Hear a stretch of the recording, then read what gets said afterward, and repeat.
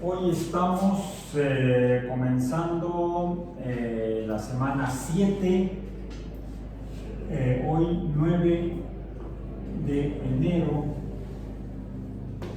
de 2024 en Introducción a la Astrobiología. Estamos entonces comenzando la semana 7 de nuestro curso de Introducción a la Astrobiología, sesión 13, martes 13, martes 9 de enero. Y por cierto, es buen día para el tema de hoy. Hoy es martes, o sea, el día de Marte. De ahí viene el nombre del día, de la cultura grecorromana, dedicado este día al dios Marte. Entonces podríamos comenzar por afirmar que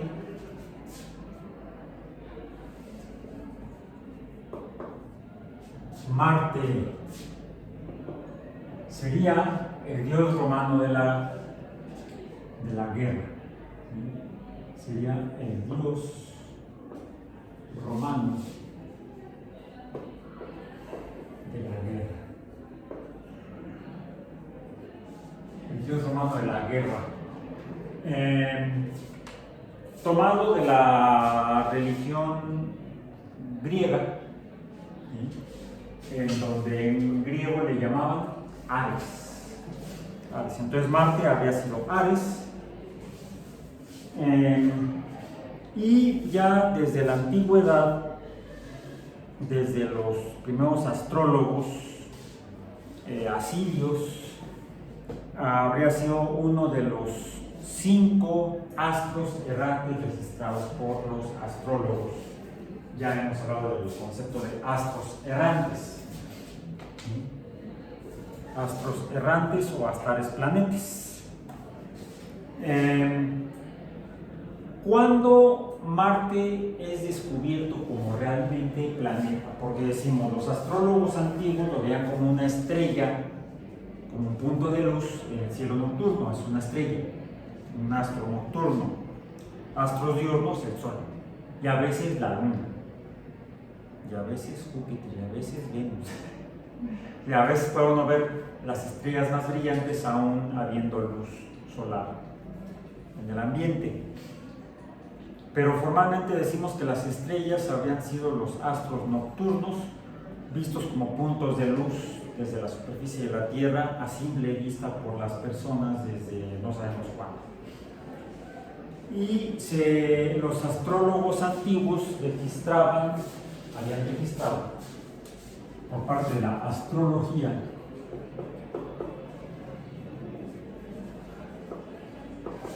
cinco astros o estrellas errantes.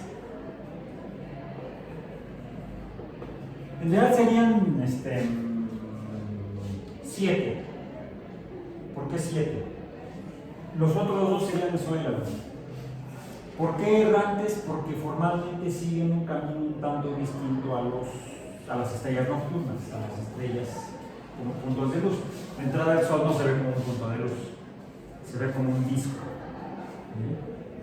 Se ve como un disco brillante, y eso cuando hacemos lo que no debemos hacer, que es verlo a simple vista. Actualmente sabemos que el Sol no es solamente un disco blanco, sino que emite luz de diferentes tipos, incluso luz invisible como la que estamos viendo. Si es invisible, ¿por qué la vemos? En realidad estos son, vamos a decir, son imágenes con colores falsos. ¿Por qué colores falsos? Porque de entrada es una luz que no podemos ver, luz ultravioleta. No podemos ver la luz ultravioleta.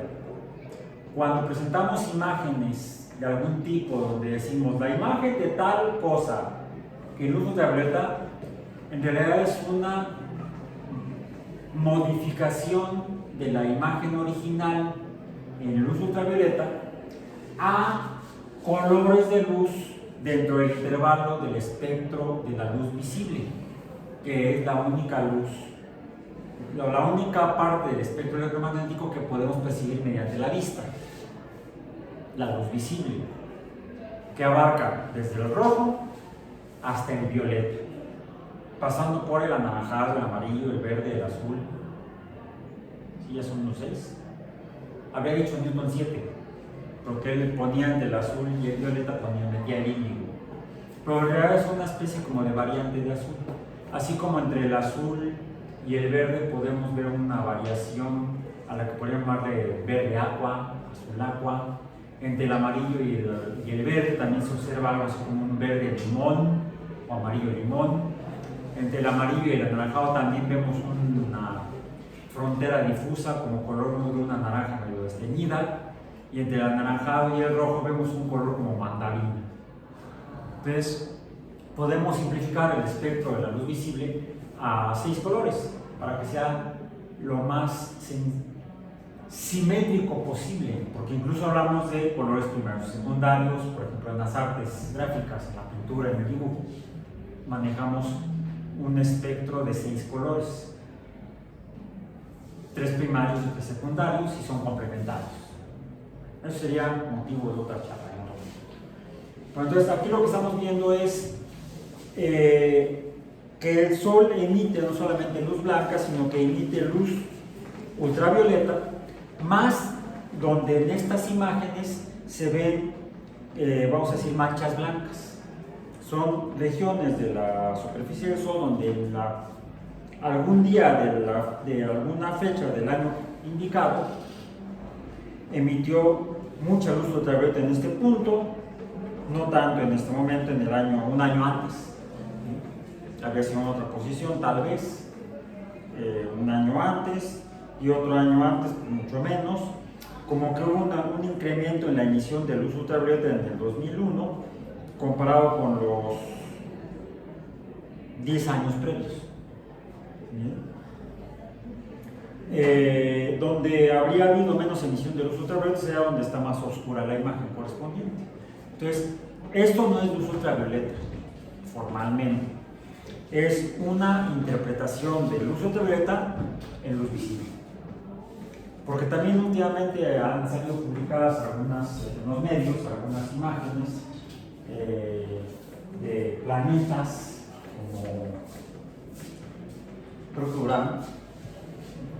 Urano, Neptuno, no recuerdo cuál de los dos, tomadas por el telescopio James Webb. James Webb. Dicen, la imagen, estamos viendo el planeta fulano en ultravioleta. No, lo estamos viendo en luz visible, lo que el telescopio percibe en ultravioleta. Se hace una modificación para poder verlo. Asimismo, los radiotelescopios lo que detectan es la emisión en ondas de radio, que son invisibles a nuestros ojos, y para que podamos ver cómo se vería la imagen en esa región del espectro electromagnético, que no vemos que son las ondas de radio, pues se le asignan colores. Formalmente son colores falsos. Eso es porque realmente es una interpretación de información para que podamos observarla o verla percibirla mediante la vista. Hace poco puse incluso en redes sociales un comentario que cada quien interpreta como quiere. Déjenme ver rápidamente. Ok. Puse. ¿Qué fue lo que puse? No, este es otro. Chirrin, chin, chin. Lo que pasa es que he estado muy activa. Son muy activas las redes. Al menos en cuanto a lo que suelo yo publicar. Puse aquí.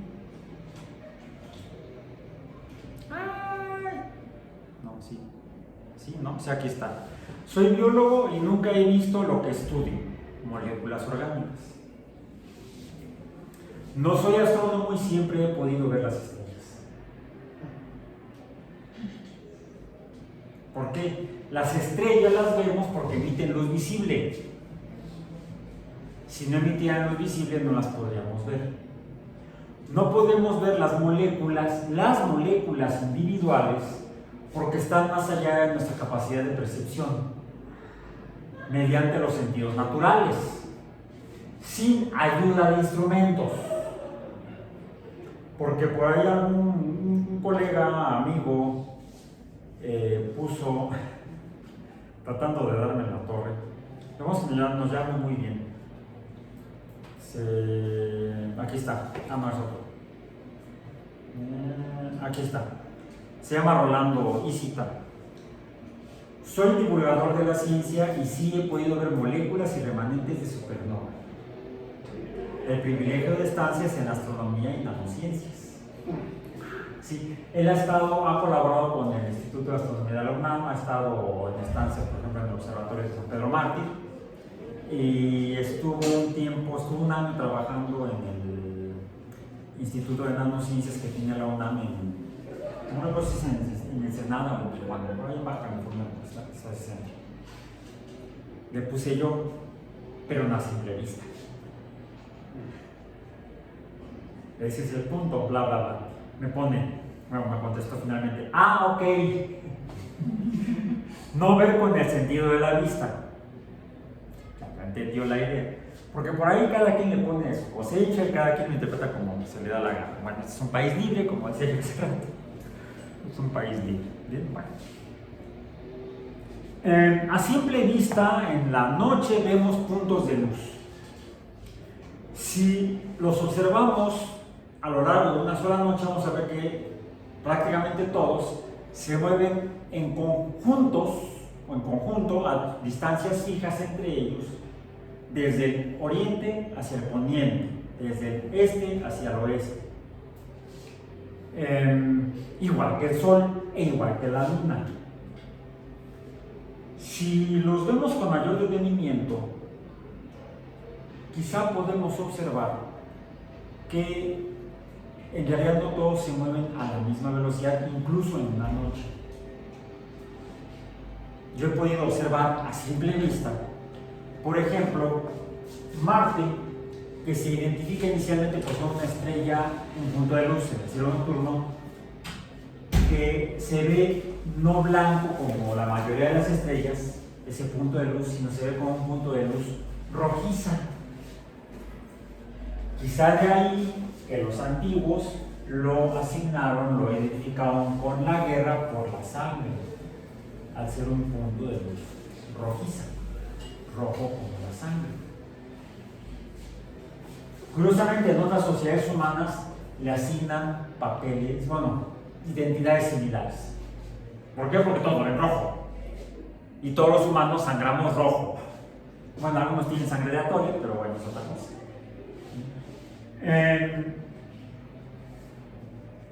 He podido observar Marte como un punto de luz rojiza en el cielo nocturno y ocasionalmente se encuentra cerca de la Luna.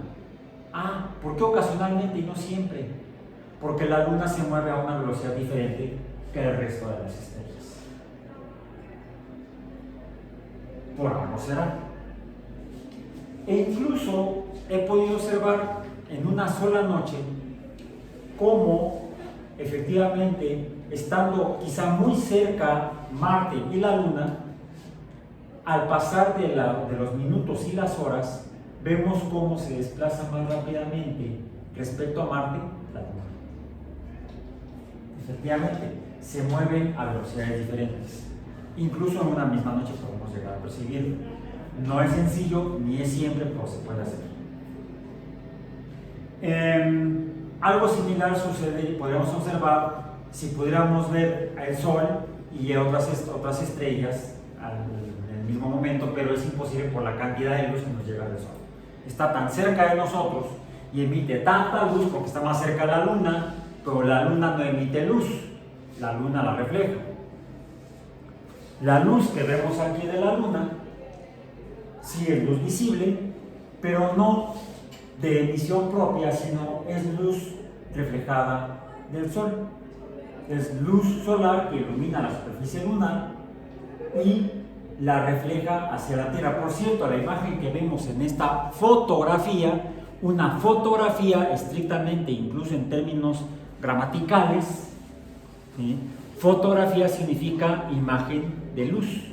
E interpretamos la luz como la luz visible, que fue otro punto cuando si revisan esa publicación que hice en Facebook, el timeline de la discusión bizantina que se hizo al respecto, van a ver por ahí que alguien, poniéndole su cosecha, me hablaba, por ejemplo, mencioné las moléculas que mencionó Rolando, que él se había visto. Alguien más lo volvió a citar, algo similar. Por ejemplo, habla de nanotubos, ¿sí? Imágenes de nanotubos, dice fotografías de nanotubos. No son fotografías. Estrictamente una fotografía es una imagen producida por luz visible. Incluso desde un punto de vista técnico, en ciencia, por ejemplo en biología, donde uno de los instrumentos que usamos, además del microscopio óptico. ¿Por qué microscopio óptico? Ustedes lo han usado en los laboratorios, quizá. Han llevado microbiología, por ejemplo, ¿sí? Histología. Ahí usamos microscopios ópticos, típicamente. ¿Por qué ópticos? Porque usamos los ojos para ver. Bueno, siempre usamos los ojos para ver. Yo no sé de alguien que haya usado el olfato para ver. Con el olfato olfateamos u olemos. Bueno, percibimos olores, más bien olemos y no nos bañamos. Emitimos olores. Escuchamos o oímos sonidos, ¿sí? O sea, cada sentido percibe diferente fenómeno físico. El oído percibe ondas mecánicas, acústicas, sonoras. El olfato es interesante. No vemos las moléculas, pero sí podemos percibirlas. Por ejemplo, a través del olfato o del gusto. No individualmente, pero sí en conjunto, y quizá las podamos percibir más fácilmente por el olfato o por el gusto que por la vista. Sí, finalmente sí vemos moléculas, pero no individuales ni en pequeños conjuntos, sino en grandes conjuntos, que es la materia. Esto está conformado por moléculas. Entonces sí estoy viendo un conjunto de moléculas, una materia conformada por muchas moléculas, pero no las moléculas individuales o en pequeñas cantidades. Sí puedo llegar a detectar, a percibir pequeñas cantidades de moléculas, por ejemplo, por el olfato o por el gusto. Depende de qué tan sensible tengamos desarrollado o pocamente alterado nuestros sentidos naturales. Por ejemplo, podemos percibir olores, pero no los podemos ver. Qué bueno, ¿no? Bueno, no, qué malo, porque ya cuando llega ya es muy tarde, ya te llegó. Y no es, por allá mejor no voy, porque hay un olor a no sé qué cosa, ¿no? Por ejemplo. Entonces, por cierto, esta imagen de la luna, curiosamente, no la podemos ver desde la Tierra. Las voy a acercar para que la vean. ¿Han visto la luna así? Parados sobre la Tierra alguna noche, o en el día cuando se llega a ver la luna. ¿Han visto esta cara de la luna? No. Bueno, ya la vieron, pero gracias a una fotografía, es decir, luz visible, tomada por alguna nave espacial. Es el lado oculto de la luna, no el lado oscuro. ¿Está oscuro? Si está oscuro no se vería. El lado oscuro de la luna es donde es de noche en la luna. Aquí habría sido de día en el lado oculto a nuestra vista desde la Tierra de la luna. ¿Bien?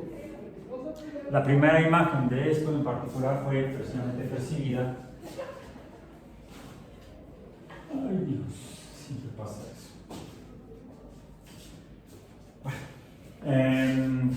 Fue la primera fotografía imagen de luz visible tomada del lado oculto de la luna, fue tomada en 1959 por una sonda espacial soviética, ¿no? La Luna 1, precisamente. Ok, entonces, eso en cuanto a la Luna. En cuanto a Marte, dijimos que lo podemos ver a simple vista. Y lo primero que podemos identificar es su color rojizo. ¿Por qué los astrólogos antiguos, asirios y en otras sociedades, o les asignaban este tipo de personalidades, no solamente por el color, sino porque al observarlos no solamente durante una noche, sino ya lo mencionamos, a lo largo de varias noches, a lo largo de semanas o meses, podemos identificar 5 estrellas, 5 puntos de luz en el cielo nocturno que se mueven distinto a todas las demás. Fue por eso que los astrólogos antiguos le llamaban estrellas fijas a todas y estrellas errantes a estas 5: Marte, Venus, Mercurio, Júpiter, Saturno y Júpiter y Saturno, nada más. ¿Sí? Por ahí dicen que quizá Galileo pudo haber visto en algunas observaciones astronómicas o de los astros, ya con ayuda de instrumentos, aparentemente pudo ver a Urano, pero no fue capaz de identificarlo como otro planeta. Finalmente Urano fue descubierto como planeta por William Herschel a finales del siglo XVIII.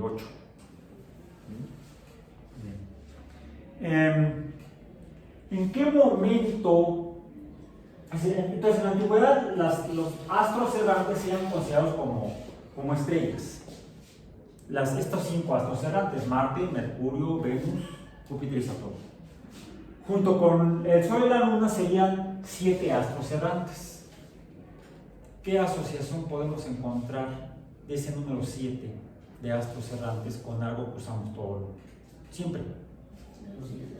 El calendario, la semana en particular, 7 días asociados, porque curiosamente cada uno de esos días a los 7 astros errantes. El primero sería bueno, el problema es que en español le damos el nombre heredado de los cristianos, el día de Dios Dominis. En otros idiomas, como en inglés y en alemán, permanece el nombre para ese día, el nombre antiguo, previo al cristianismo, porque era el día del sol. En inglés es Sunday, en alemán es Sonntag, o sea, el día del sol.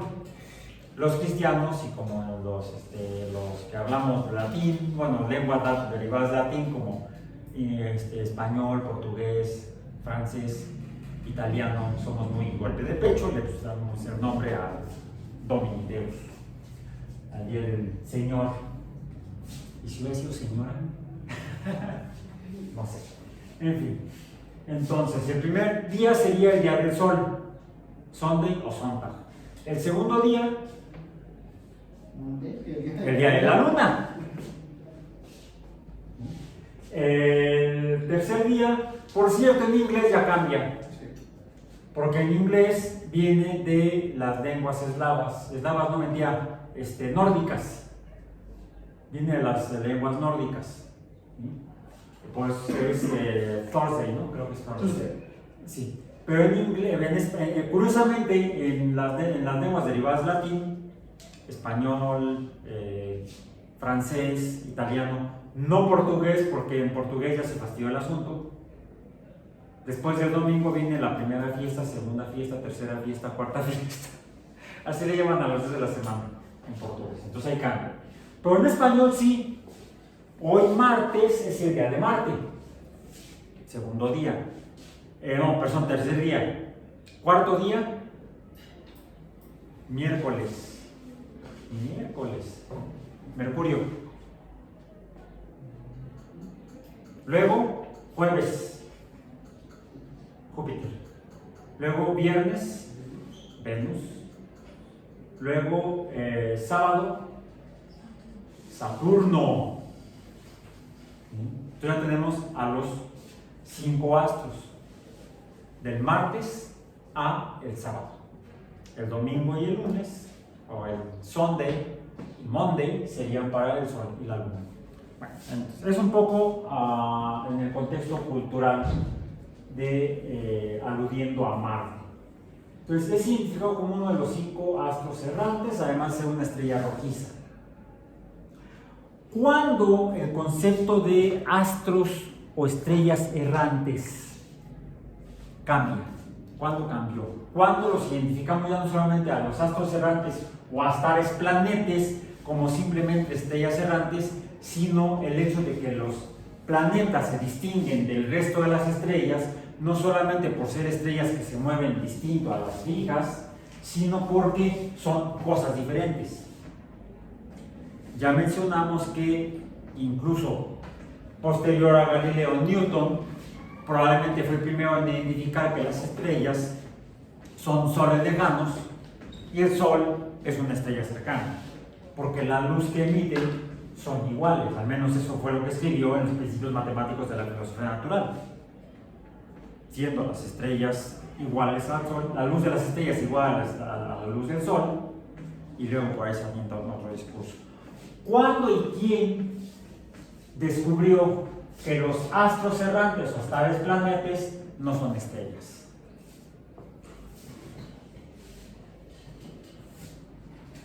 Fue el profesor de matemáticas florentino, Galileo Galilei. Y aquí tengo la evidencia escrita por él, la evidencia documental, o sea, el documento donde lo escribió. Precisamente,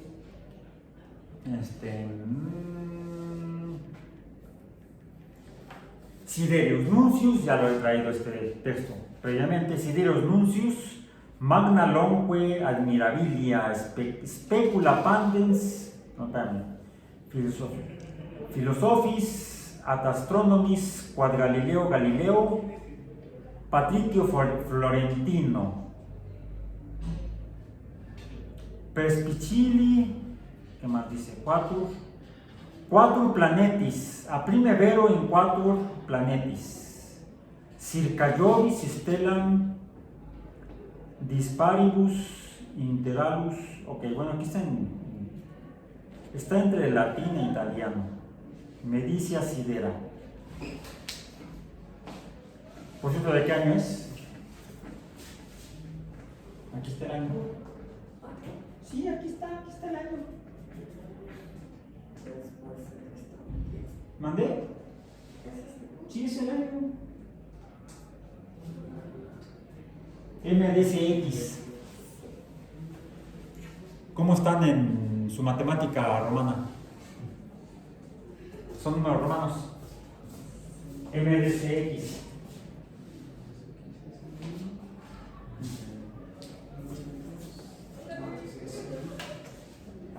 MDCX. MDCX.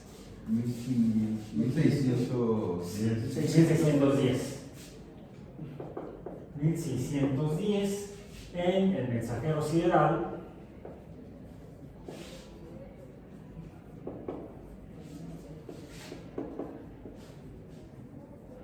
Siderius Nuncius en latín, en italiano antiguo. Galileo describe, aquí alguien lo tradujo, bueno, aquí está el nombre del traductor, introducción y traducción por Carlos Solís Santos, editorial al libro de bolsillo, Alianza Editorial, Secretaría de Educación Pública, 1988, libro de bolsillo.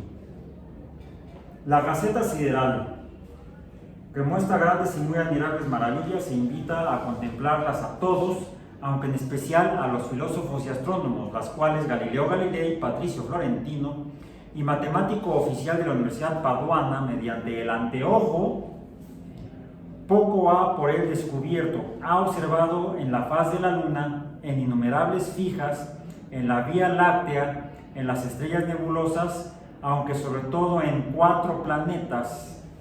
Si dice aquí, curiosamente le dice 4 planetas, 4 planetis, 4 planetas, que giran con admirable rapidez en torno a la estrella de Júpiter, con desiguales intervalos y periodos de los que nadie supo hasta este día y que hace poco observó por primera vez el autor, decidiendo llamarlos astros medíceos. Venecia, Tomás Baglione, el editor, 1610. Bueno, Más adelante en el texto dice, escribió Galileo.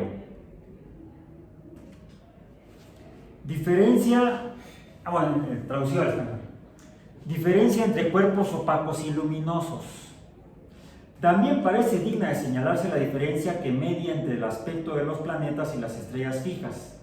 Los planetas presentan sus globos exactamente redondos y delineados, y a modo de lunitas completamente inundadas de luz aparecen orbiculares, mientras que las estrellas nunca se ven delimitadas por un contorno circular, sino que presentan como fulgores cuyos rayos vibran en torno y centellean notablemente.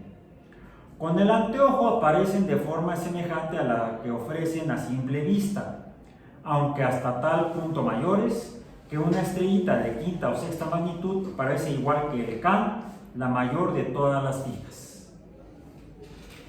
Por el Can se refiere a Sirio, la estrella más brillante en la constelación del Can Mayor, la cual podemos ver en estas fechas en el cielo nocturno después del anochecer, y ya ahorita está como a unos 30 grados más o menos después de que se oculta el sol.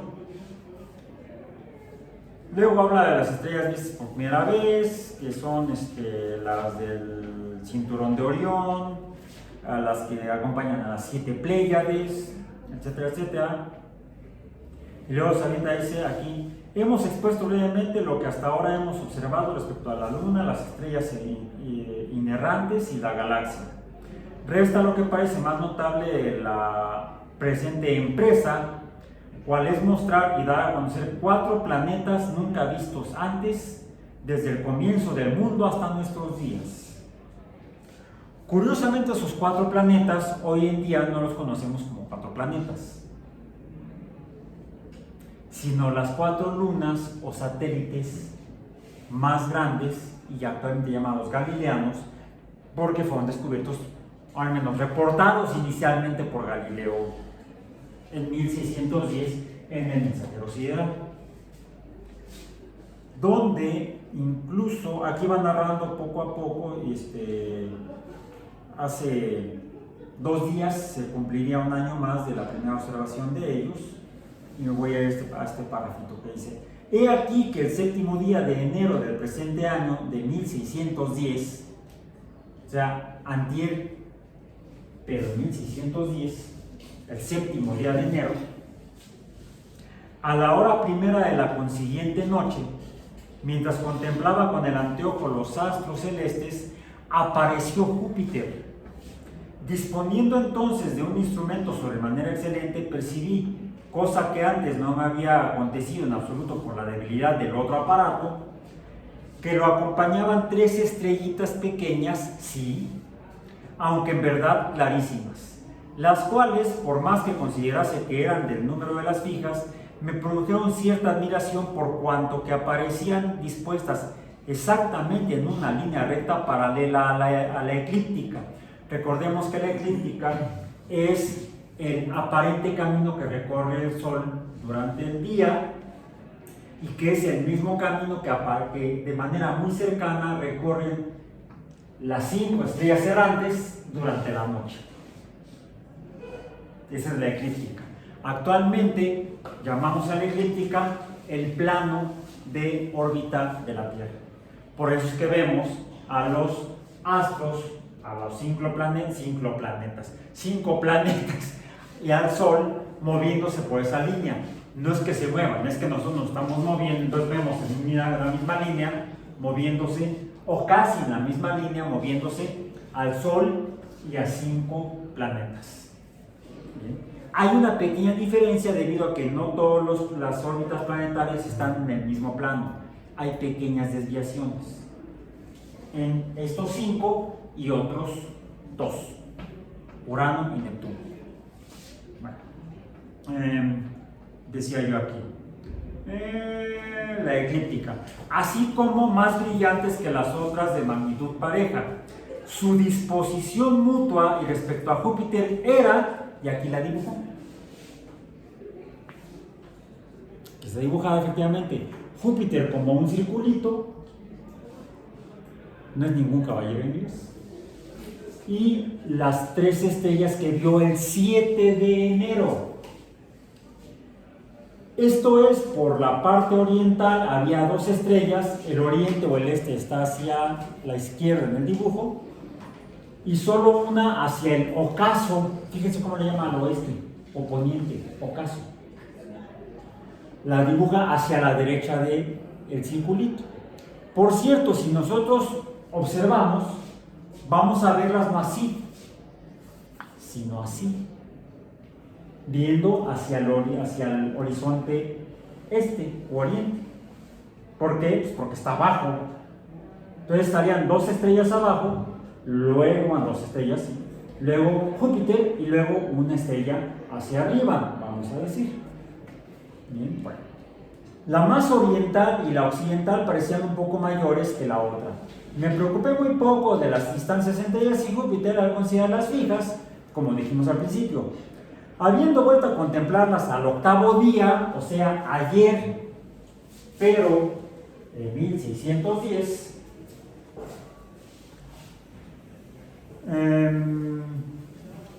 no sé por qué observé una disposición muy otra, pues las estrellas eran todas 3 occidentales, más próximas que la noche anterior unas a otras y a Júpiter, y mutuamente separadas por similares distancias, tal y como se muestra en el dibujo adjunto.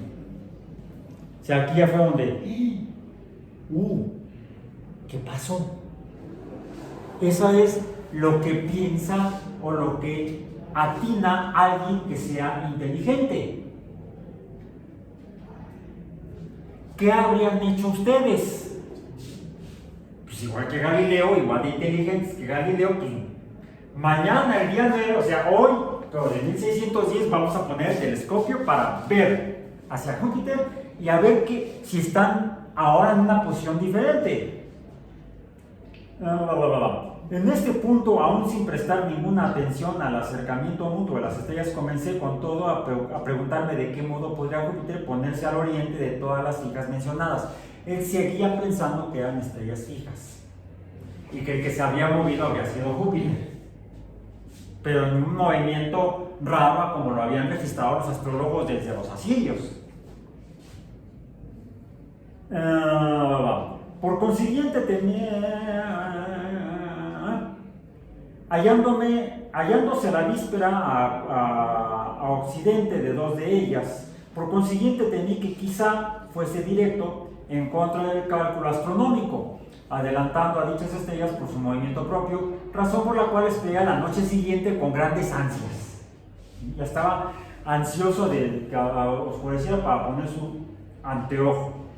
Pero me llevó una gran decepción al encontrarme el cielo cubierto por nubes por todas partes. Bueno, ¿qué hacemos? Mañana esperemos que esté despejado y ponemos el... Y efectivamente las vio en posiciones diferentes y ahora nada más vio 2. ¿Qué pasó con la otra? ¿Se fue? No, probablemente estaba oculta por el disco de Júpiter. Luego, el día 11 las volvió a ver a una distancia diferente. El día 12 vio 3 otra vez, pero en posiciones diferentes. Y el día 14, no, el día 13, observó 4, no solo 3. Los 4 satélites galileanos. Y finalmente terminó haciendo una tabla que publicó en este volumen, y aquí está, mostrando el movimiento de esas 4 estrellitas a las cuales se llama planetas alrededor de Júpiter. Ahora ya no les llamamos ni estrellas ni planetas, sino satélites galileanos, a los cuales él no les puso nombres realmente. Nada más las numeró 1, 2, 3 y 4. El que le puso los nombres, con las cuales actualmente las conocemos, Io, Europa, Ganimedes y Calisto, desde la más cercana hasta la más lejana a Júpiter, los nombres se los puso un astrólogo teutón del centro de Europa, en donde actualmente está Alemania. Alemania tampoco existía entonces, de nombre Simon Marius, que alegaba que las había visto antes. Pero quien publica primero gana. Así es la ciencia.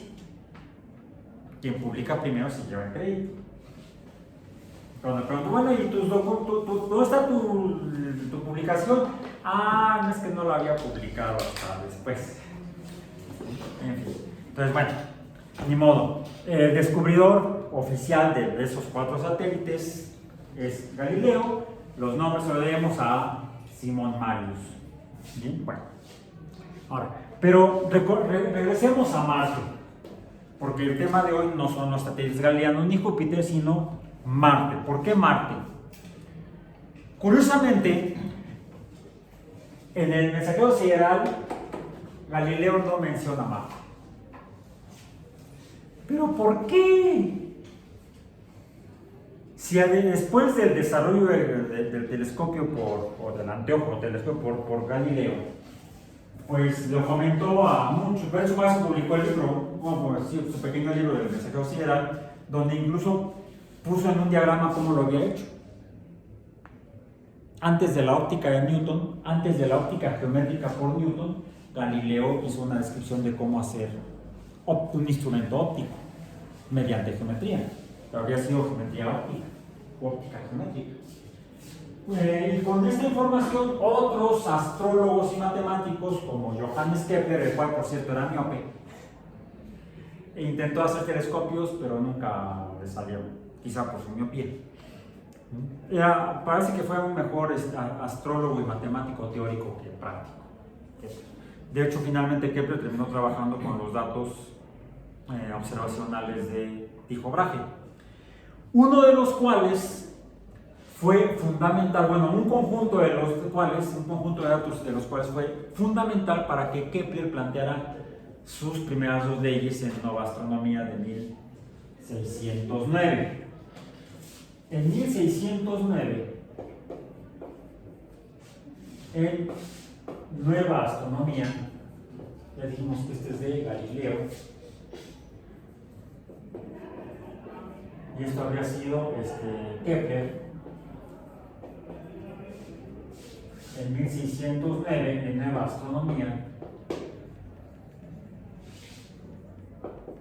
publica las 2 primeras leyes del movimiento planetario. Los planetas se mueven en órbitas elípticas alrededor del Sol, estando el Sol en uno de los focos de la elipse, y se mueven a velocidades variantes, recorriendo áreas iguales en tiempos iguales, distancias distintas en tiempos iguales. ¿Sí? A veces van más rápido cuando están más cerca del Sol, cuando están cerca del foco donde está el Sol, se mueven más rápido que cuando están lejos del foco en la elipse. ¿Sí? Esas son las primeras 2 leyes. Para llegar a esas 2 leyes, para Kepler fue fundamental encontrar que los datos que había registrado Tycho Brahe de las observaciones del movimiento de Marte eran las que más se desviaban de las predichas o mencionadas como órbitas circulares por Copérnico en 1543. En 1543, Copérnico plantea el sistema solar, ya no el sistema geocéntrico. El sistema solar es planteado por Copérnico en 1543, donde plantea órbitas circulares.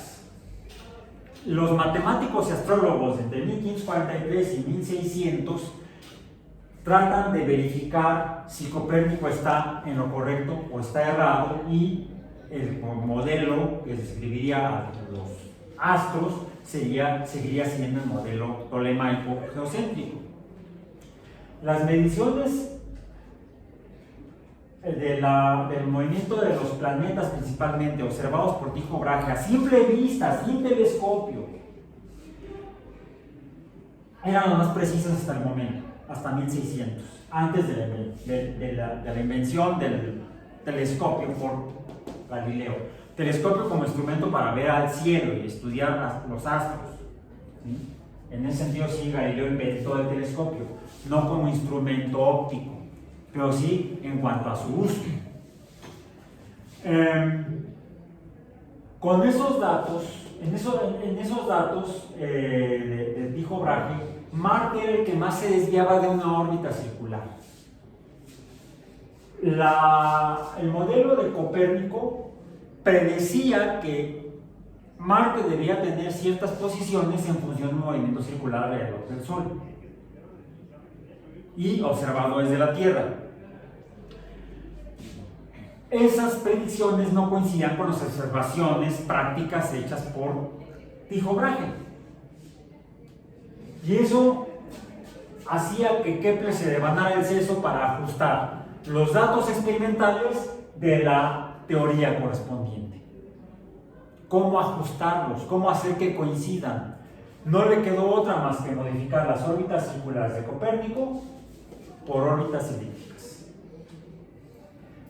Marte fue importante en el desarrollo de la astronomía o incluso de la descripción de la naturaleza de los astros, cómo es en la realidad, y la descripción de la naturaleza la hace la física. Diríamos que Kepler fue el fundador de la astrofísica al plantear que los planetas, los astros errantes, se mueven en órbitas elípticas, confirmado por los datos que había registrado Tycho Brahe a simple vista. Ya con el desarrollo del telescopio es más fácil medir posiciones y movimientos con mayor precisión de, por ejemplo, los astros errantes o planetas. Entonces Marte fue fundamental para el desarrollo del paso de la astrología a la astronomía como ciencia, como eso mismo. Y eso llevó a que Marte fuera uno de los planetas más observados por los astrónomos con ayuda de telescopios desde entonces. Curiosamente, como ya mencioné, Galileo no lo menciona en el mensajero sideral. Sí menciona, por ejemplo, y en cambio, a Venus, porque lo que le llama la atención es que en Venus son muy notables la presentación de fases como la de la Luna. E incluso en Mercurio también se pueden observar fases como las de la Luna.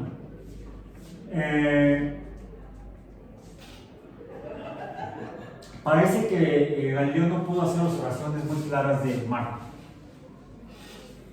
Alguien que también hizo reportes de observación de Marte, que tampoco fueron muy buenos, fue Kepler. Fue uno de los primeros que observó a Marte por telescopio, fue Christian Huygens. Huygens se pronunciaría. Creo que escribe así. Christian Huygens, holandés. Vamos a ver si lo podemos googlear rápidamente para ver cómo se escribe. Christian Huygens. Está muy bueno el chiste de griego. De repente no está mucho ruido. Luego estamos hablando de todo. Bueno, ok. Decíamos Huygens, ¿verdad? Christian Huygens.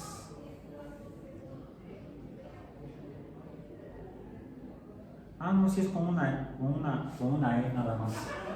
Es Christian, con doble A, pues con una E. Christian Huygens, o Huygens, es el primero en observar en Marte. Observa lo que parece ser una superficie. Marte tiene superficie. Observa características, regiones oscuras y claras. Formalmente podemos decir entonces que Galileo es el descubridor de que estas estrellas no son estrellas, sino que son cuerpos. Menciona que tienen límites, se observan discos delimitados. Y junto con las observaciones de Huygens, podemos llegar a la conclusión de que Marte es un mundo como la Tierra, como la Luna. Los planetas ya no son estrellas, son mundos.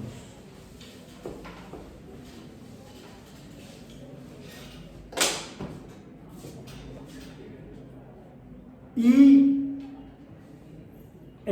a lo largo del siglo XIX se hacen observaciones muy importantes. Se comienza a partir de observaciones telescópicas con telescopios cada vez de mayor capacidad, donde se puede ver Marte un poco menos borroso, un poquito más grande, ¿sí? Se pueden empezar a intentar hacer mapas. Y otros astrónomos como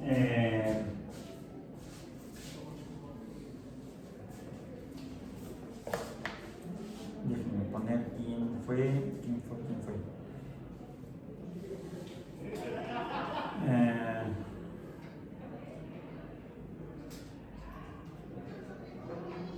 Schiaparelli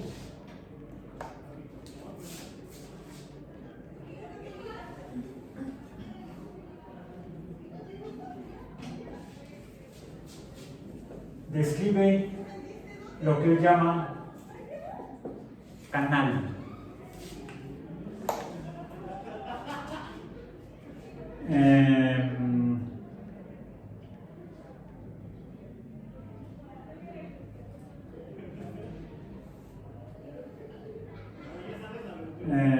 Bien.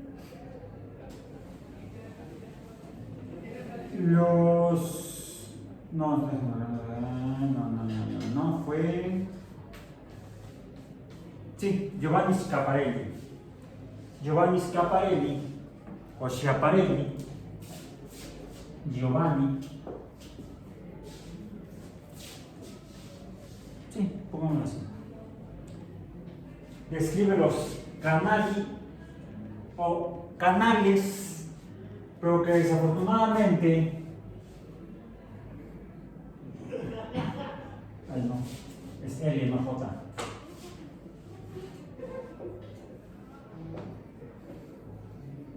Creo que es así. Percival Lowell, ya en el siglo XIX, son en el siglo XIX los dos, son del siglo XIX. Interpreta esto como canales de riego. Ya previamente otros astrónomos habían observado como características en la superficie, en los polos, casquetes polares en Marte. Lo que ya mencionamos, algunos interpretaban, bueno, si hay casquetes polares debe haber agua.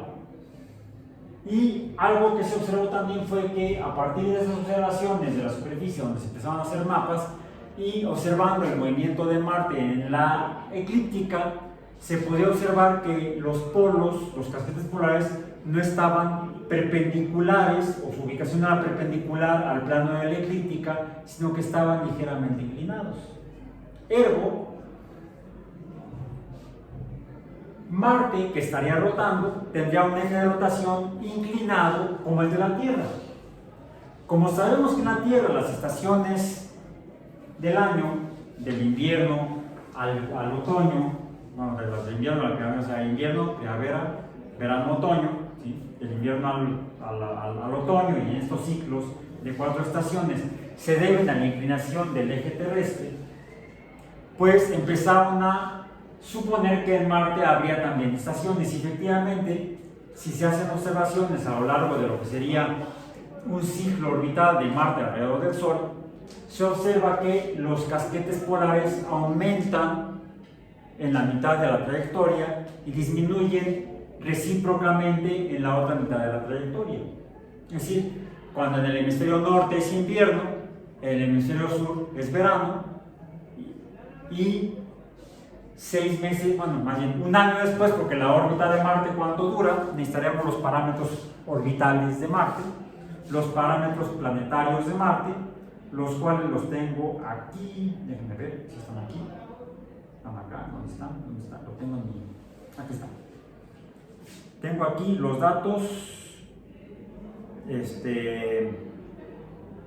planetarios de Marte. Los podemos encontrar en el documento que está ligado en el sitio web del curso.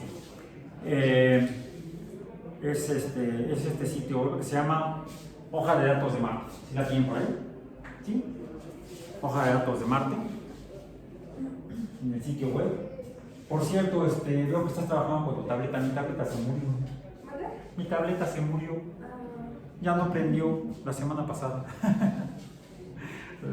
Terminé de trabajar, la apagué, me fui a dormir. A la mañana siguiente la desperté, fui a prenderla. Ya no prendió, por eso estoy trabajando ahorita con el celular. Entonces tenemos en Marte.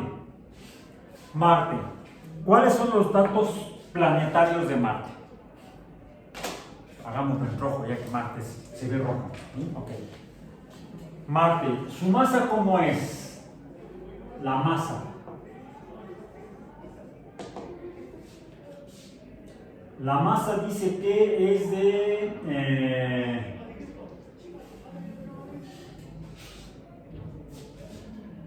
Marte. Comparemos con la Tierra como punto de referencia. Dijimos que somos muy geocéntricos, ¿no? Geocéntricos en el sentido que todo lo comparamos con la Tierra, fue lo que vimos en las últimas sesiones del año pasado. La presión de la Tierra es 1, la presión de los planetas será mayor o menor a 1. ¿no? Venus 90, Marte 0.01, algo así vimos. Entonces la masa de Marte es masa por 10 a la 24 kilogramos.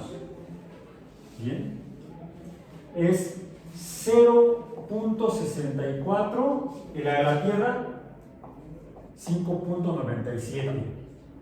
Dividan 0.64 entre 5.97 para ver cuál es la proporción, la diferencia proporcional entre Marte y la Tierra.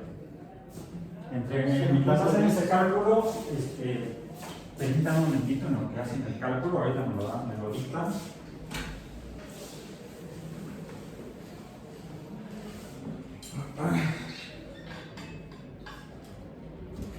Parece que sí se puede escanear. Bueno. Ok. Entonces, ¿me decías qué es cuánto? 0.10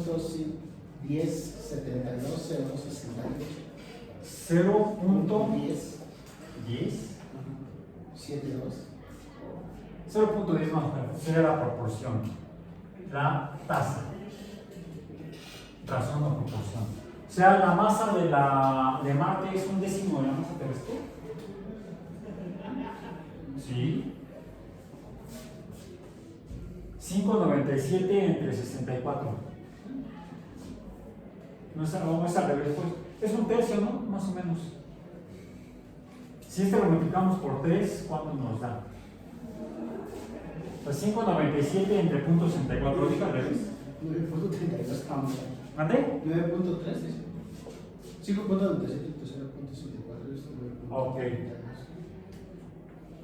La tasa sería, la proporción sería 0.64 entre 5.97, y lo que me dijiste que te dio 0.1, ¿no? Sí. Es 1/10.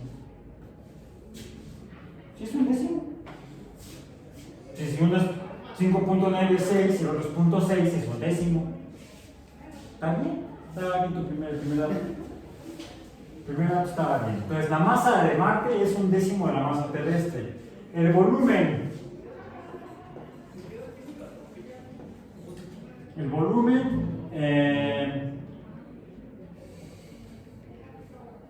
En 10 por 10 a la 10 es kilómetros cúbicos. ¿Cuánto es? Yo tengo aquí, lo estoy viendo que es 16.3. 16.3 por 10 a la 3 kilómetros cúbicos. En el caso de la Tierra es 108. 108.3 por 10 a la 3 metros cúbicos. Podemos decir que sería 1.08 por 10 a la 5. O sea, es 100 veces más grande no, 10 veces. 10 de 16. ¿Por qué no pueden así los datos? Entonces tener que ser 1.63 por 10 a la 4 y 1.08 por 10 a la... A veces no entiendo por qué complican así los datos. Bueno. La tasa, de hecho aquí en la hoja están las tasas, o razones o proporciones. Bien. La tasa de volumen es 0.15. 0.15.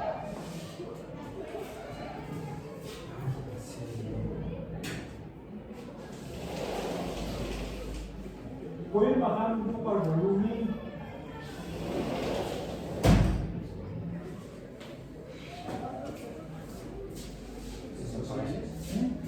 No sé, es que a mí sí me perturba. Perdón, pero sí me perturba. No es que sea yo sangrón. Y sí soy sangrón, ¿qué? Me parece que toman a la universidad como centro de inclusión social. Y sí, también es, pero no solo eso. Radio ecuatorial, el radio. Radio ecuatorial, radio subíndice E, es en kilómetros, son 3.396. El radio polar, R subíndice P, son 3.389. O sea, como la Tierra también está ensanchada en el ecuador y achatada en los polos. En el caso de la Tierra, tenemos los datos, son 6.378, el ecuatorial, y 6.356 el ecuatorial, el polar. O sea, el ecuatorial es mayor que el polar. Sabemos que es un patrón común en los planetas, quizá debido a la rotación. Ya hablamos del modelo pizza. Bueno, masa de pizza, no pizza, la masa de la pizza.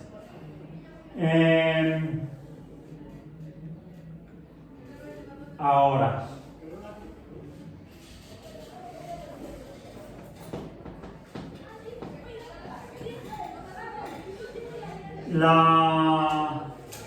vamos a la gravedad superficial, la gravedad G. La gravedad superficial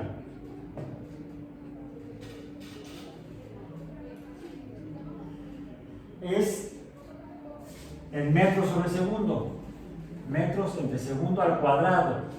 Gravedad, aceleración de gravedad. En el caso de la Tierra, si se la sabe, ¿no?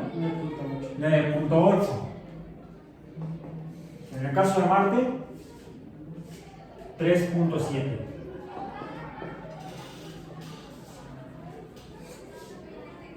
O sea, es aproximadamente un tercio. Aproximadamente un tercio. ¿Por qué? Si la masa es la décima parte. ¿Vale? ¿Por su núcleo? No, por su tamaño. El radio es aproximadamente la mitad. Y recordemos que la gravedad, la aceleración es la fuerza entre la masa. O si llevamos a la fuerza subíndice G, la fuerza de gravedad, es Gm, vamos a decir, la masa planetaria por la masa del objeto entre el cuadrado del radio, y el radio sería el radio planetario. ¿Sí? Si estamos más cerca del centro de gravedad, entonces si la distancia es menor, la fuerza es mayor. Y si la fuerza es mayor, la aceleración será mayor a la que se estimaría si el radio fuera este. A distancias iguales, sí, la aceleración tendría que ser mucho menor. Pero al ser Marte más pequeño, la gravedad superficial es apenas la mitad de la tercera parte de la, no, mitad, aproximadamente la tercera parte de la gravedad terrestre. Recuerdan que hablamos de hasta hicimos el ejercicio así del viento marciano, ¿sí? Bueno, no solamente el viento marciano es una baba, sino que la gravedad marciana es menor que la gravedad terrestre, y entonces, ¿qué tan bien hecha está la película de The Martian? Pues sería otro punto crítico en el que diríamos que película hasta parece churrito mexicano. No tanto, ¿sí? Porque se ve al botánico pues caminando como si estuviera en la Tierra. Y no sería como el álbum en el que prácticamente iban brincando, pero sí se moverían mucho más fácilmente. Con brinquitos. ¿Sí? Bien, bueno. La velocidad de escape, por lo tanto, también es menor. Al ser la aceleración menor, la fuerza sería la gravedad menor, por tener una masa menor. La velocidad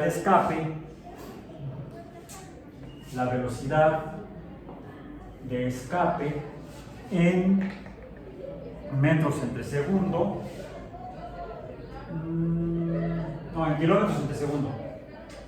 Kilómetros entre segundo es menor, es de 5.03, mientras que la de la Tierra es de 11.19 kilómetros entre segundo.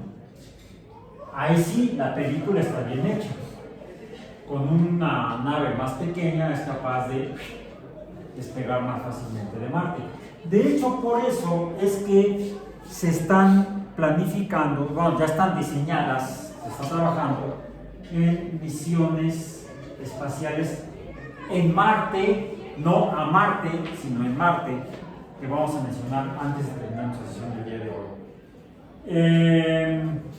¿Qué más? Otro dato interesante. La reflectividad de la superficie. La reflectividad es el albedo. El albedo, vamos a ponerlo así, es la reflectividad de la luz blanca.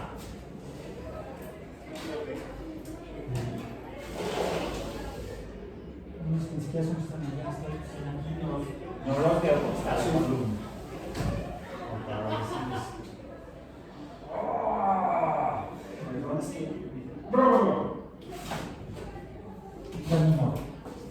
Aguantémonos. El albedo es la reflectividad de la luz blanca, ¿sí? Es mayor el albedo del pizarrón que de mi jersey. ¿Por qué? Porque este no es negro, pero es bastante oscuro. No es negro oscuro, ¿verdad? Como diría el patrullero. Caribe negro oscuro, orilla y la orilla.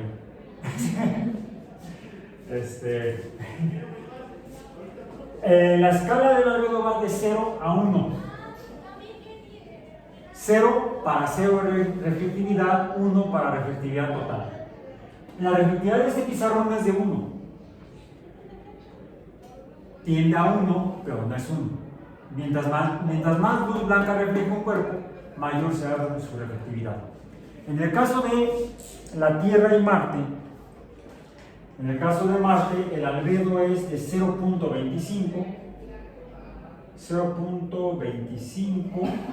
y el de la Tierra es de 0.3.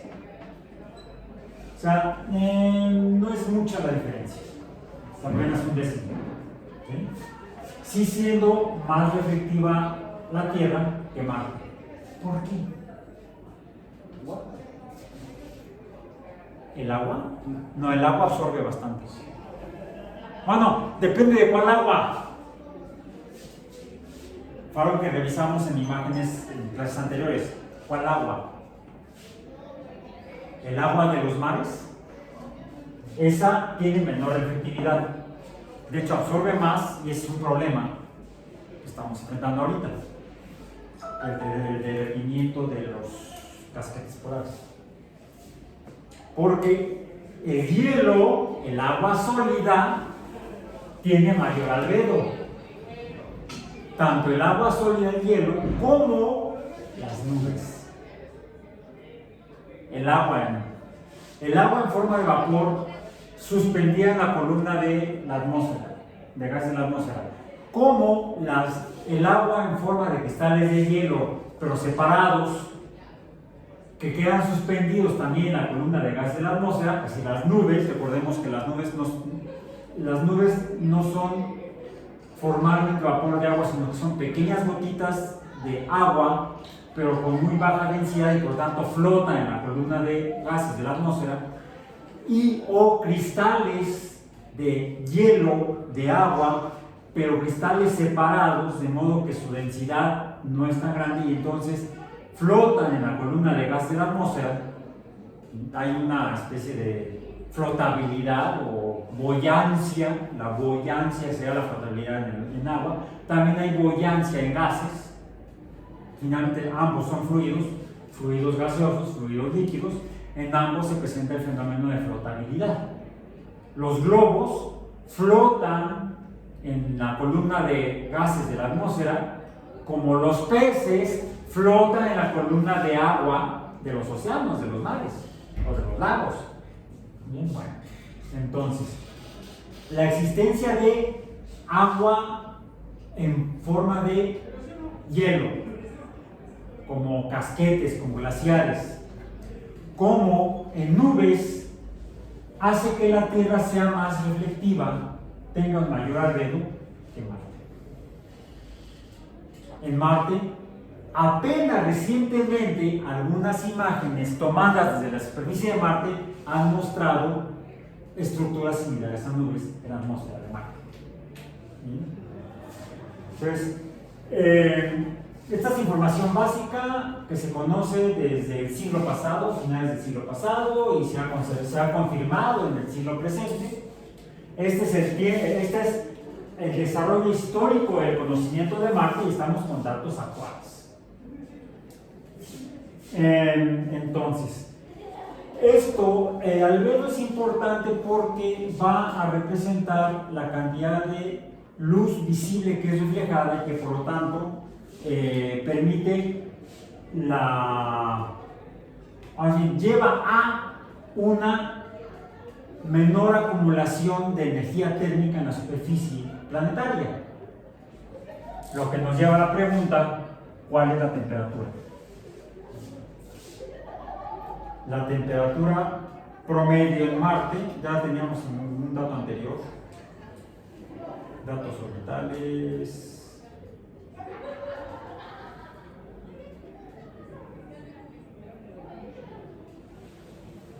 Satélites de Marte, aquí no. Aquí está. Temperatura diurna. Temperatura promedio. Menos 63 grados Celsius. En la Tierra dijimos que es 16.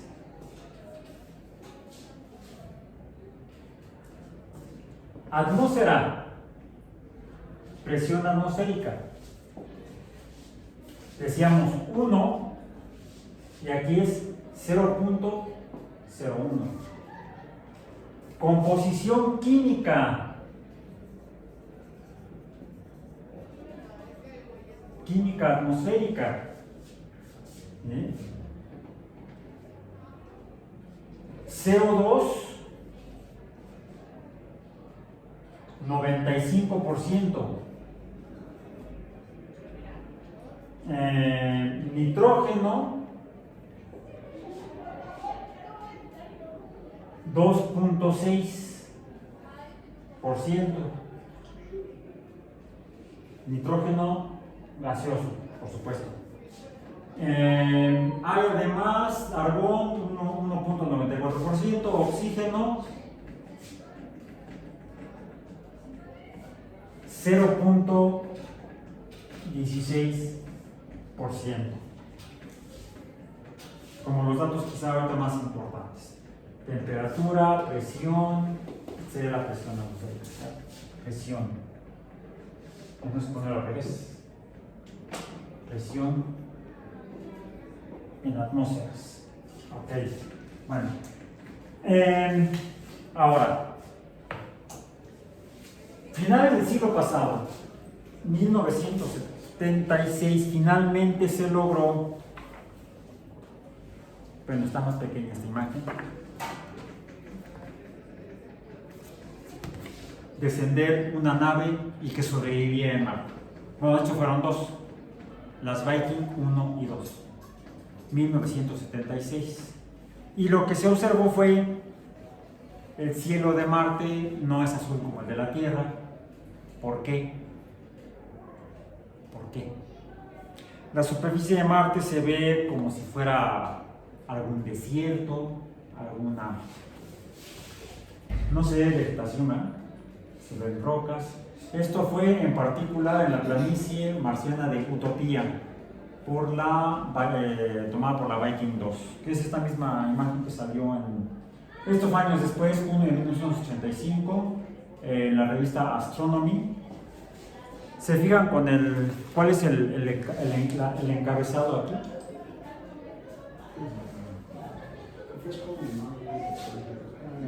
La primera colonia en Marte, seguimos esperando. Yo conozco la colonia Marte en la Ciudad de México, pero no la primera colonia en Marte.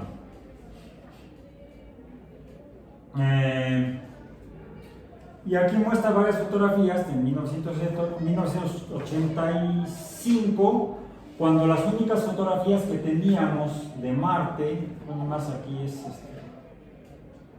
pero son, ¿esto qué es? No, que están saliendo de la Tierra, esto es la Tierra. Estarían yendo a Marte, que estarían llegando a Marte. Y esta fotografía es una fotografía tomada por las misiones Viking, pero por las sondas orbitales.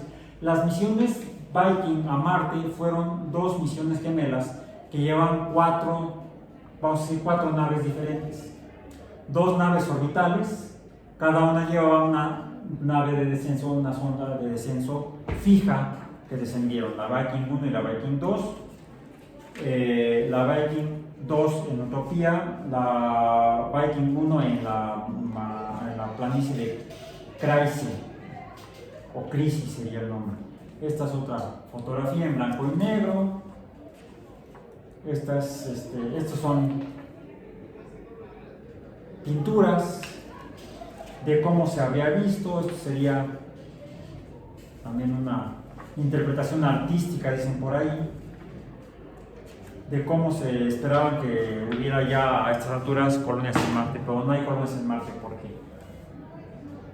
Lo que sí hay, estas misiones duraron aproximadamente 2 años, 2-3 años duraron las misiones, lo que funcionaban las ondas robóticas, sésiles, no móviles. Finalmente, en 1997, esto no es fotografía, esto también es una especie como de imagen, pero ya no pintura, es una imagen digital, una imagen generada por computadora, una simulación hecha por computadora de cómo se habría visto el descenso, no con retrocohetes, que fue como aterrizaron las Viking, sino usando un sistema de bolsas de aire, con las cuales se logró el descenso del 4 de julio de 1997 de la Mars Pathfinder, que se inflaron a 300 metros de altitud. Llegó a Marte, frenó con la atmósfera, igual que cuando entran a la Tierra las naves de regreso, frenaban con la atmósfera. Luego, al pasar ese freno atmosférico térmico, abrió paracaídas para disminuir todavía mayor la velocidad, y a 300 metros de altura se soltó el paracaídas, se inflaron unas bolsas de aire y la nave aterrizó rebotando. La nave de descenso aterrizó rebotando. Aquí fue lo que aterrizó. Lo que aterrizó fue este robot rodante, Sojourner, en 1997. Sojourner aterrizó en 1997, aquí descendió de la plataforma y estuvo ahí caminando un rato hasta que se quedó atorado en esta roca. De ahí ya no se movió. ¿Sí? Estuvieron 3 meses tratando ahí, moviéndolo un poquito, de ahí ya se quedó atorado y bueno. Llevaba varios instrumentos para análisis de suelo y de atmósfera. Y estos datos que tenemos provinieron inicialmente de este tipo de misiones, las Viking y las misiones Sojourner. Podemos encontrar esta información, la información de los obtenida por parte de estas sondas, la Sojourner de 1997, en el sitio web.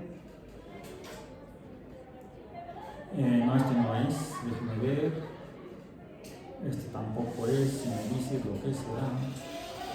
En el sitio web que está ligado a nuestro sitio web del curso, titulado Mars Exploration, exploración de Marte, ¿sí? Donde están la información tanto de las misiones pasadas, ¿sí?, como de las actuales 2 misiones robóticas que siguen operando en Marte. Estas 2 recientes, actuales, tuvieron como predecesoras tanto a Mars Pathfinder como, déjenme ir poniendo estos para que vaya quedando el registro de lo que hemos estado viendo. Bueno, esta no, pero esta sí. Vamos a poner esta acá y vamos a sostenerla con, vamos a ponerla con, igual ya hablamos de Percival Lowell y sus canales.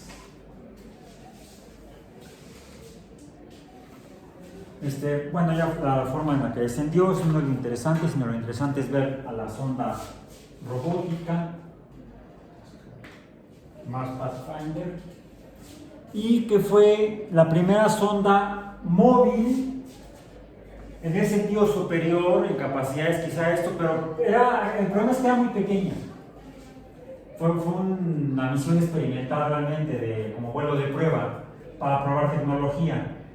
¿Qué tan pequeña? ¿De qué tamaño? Del tamaño de un horno de microondas promedio. O sea, no muy grande. En cambio, ya en 2004 aterrizaron, en 2004 aterrizaron, se lanzaron en junio y julio de 2003 y aterrizaron en enero de 2004, hace 20 años, 2 robots gemelos. Estos fueron 2 robots gemelos, pero fijos, no se movían. Tenían un brazo robótico para tomar muestras y hacer análisis químico del suelo. Las Viking 1 y 2. Estos 2 que se conocieron inicialmente como los rovers marcianos, o Mars rovers, se bautizaron como Spirit y Opportunity. Aterrizaron en Marte en 2004. Spirit operó estaban programados para durar 6 meses. Spirit duró 6 años. Y Opportunity operó como por más de 10 años. ¿No fue el que según dice que lo limpiaron? Porque ¿cuál es el rumor? No, a ver, si se fijan cómo las Viking funcionaban, la energía la obtenían mediante reactores nucleares, reactores de plutonio, pequeños reactores nucleares que producían electricidad para la operación de los instrumentos.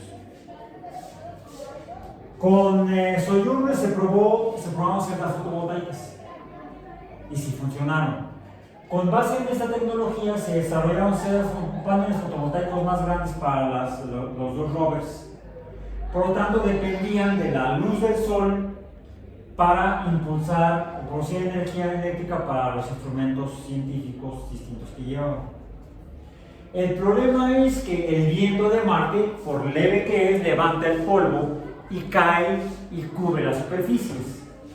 Y no se les ocurrió ponerles ahí un sacudidor, un plumero que quitara el polvo. No sé por qué no lo han hecho. Hasta la fecha no lo han hecho, pero no hay problema, porque las actuales 2 sondas que están funcionando en Marte, que son la Curiosity y Perseverance, Curiosity aterrizó en 2012 y Perseverance en 2020, ya tiene 4 años y siguen funcionando porque, igual que estas, están impulsadas por reactores nucleares. no son celdas fotovoltaicas.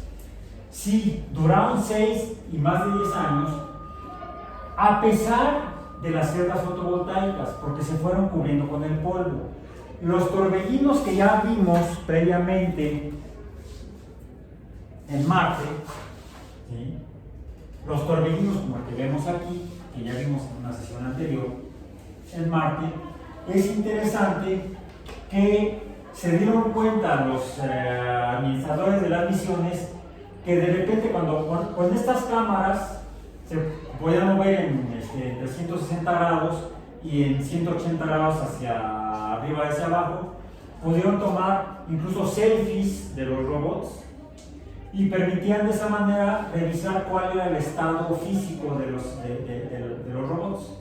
Y se veía que, al fue así como pudieron ver, que efectivamente los paneles se iban cubriendo por polvo. Se sorprendió mucho cuando algunas imágenes posteriores mostraron que los paneles estaban más limpios, que hay marcianos que van a limpiar, así como en los cruceros aquí en la Ciudad de México que llegan y te limpian el parabrisas. No, es el viento, estos torbellinos, que al coincidir con el paso del torbellino por encima y aquí se alcanza a ver el panel fotovoltaico, no muy sucio, se alcanza a ver polvo en las orillas de las celdas fotovoltaicas, pero no cubriendo completamente las celdas.